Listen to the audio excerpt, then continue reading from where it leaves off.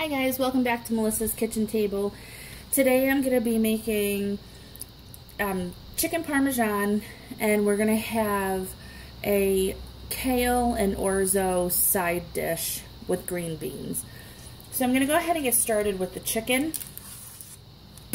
In one bowl I have 1 egg beaten with 2 tablespoons of water, and I have just about 3/4 of a cup of plain breadcrumbs. You can use seasoned. To the breadcrumbs, I am going to season them myself.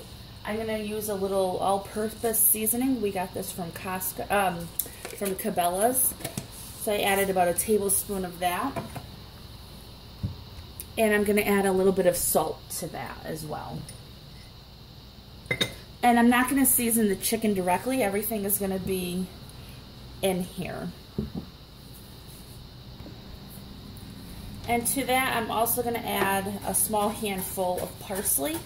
You can, of course, use dried parsley if you'd like. You can add basil to it. You can add any type of seasoning that you like. I just had a little bit of parsley left over, so I wanted to get rid of that. And I'm just going to go ahead and add that in. And then just go ahead and mix that all together.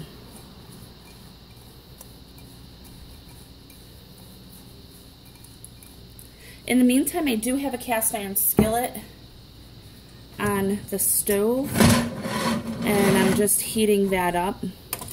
I have it on about medium. And then we're going to go ahead and bread our chicken. Alright, so we have our egg wash and our bread mixture. And then I just purchased just chicken cutlets. They're already, well, boneless, skinless chicken cutlets. So they're already very thin and easy to use.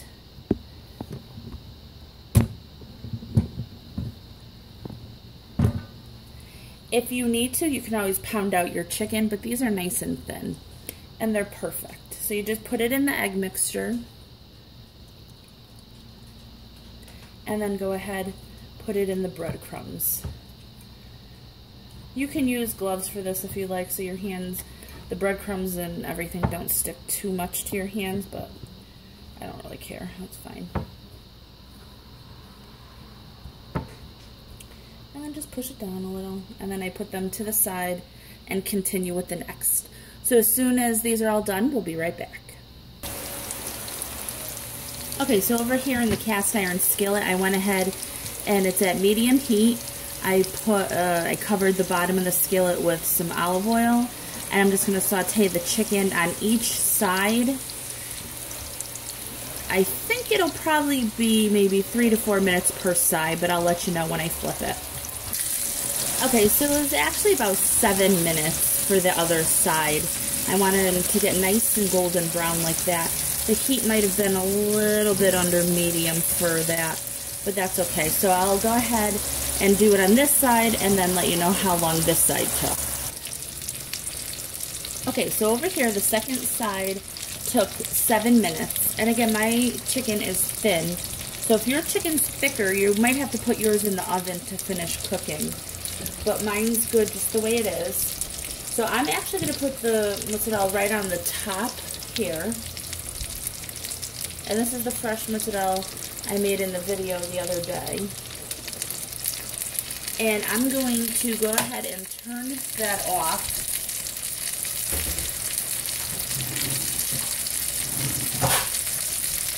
And cover that. Alright, so that's off. Now in this pan over here, let me show you. I have 2 cups chicken broth or chicken stock, or you can use just plain old water, and 1 cup of orzo pasta. I just use regular old orzo. And I've had this cooking over here for about 7 minutes, and this takes 9 minutes to cook. If you think after that time it's getting too dry, you can add a little bit more water at a time. You don't want to add too much.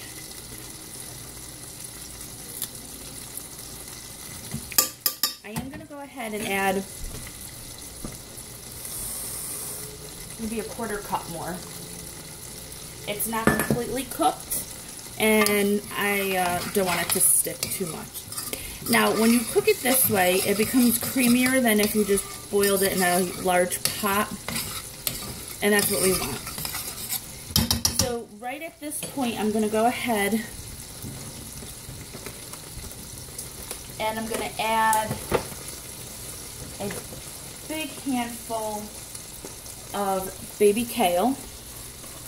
You can add spinach if you'd like. And then I have about 6 cherry tomatoes that I diced up, and I'm going to go ahead and add that to it. And I'm going to mix that up. And we'll let that finish cooking. This will probably take another maybe 3-4 minutes. Alright, we'll be right back. So at this point, once the cheese is melted, I'm going to go ahead and remove the chicken. Put the heat back up to high.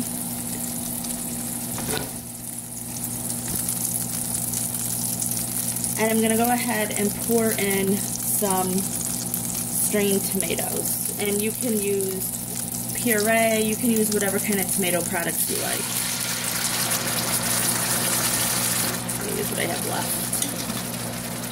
Alright, put that back down to medium. And we'll go ahead and stir that around.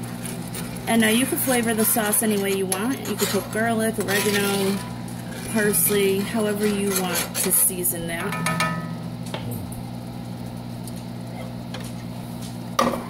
And then let that cook for a minute.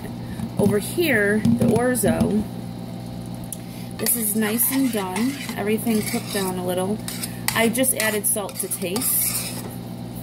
And then I'm going to go ahead and add in some Parmesan cheese. About a 1/4 cup.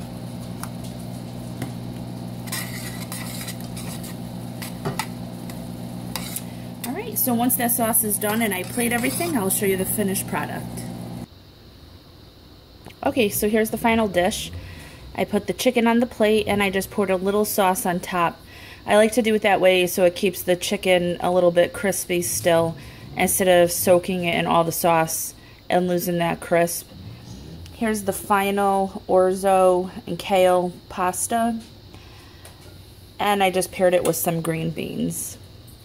If you like this recipe, please give it a thumbs up, subscribe, and talk to you next time. Bye.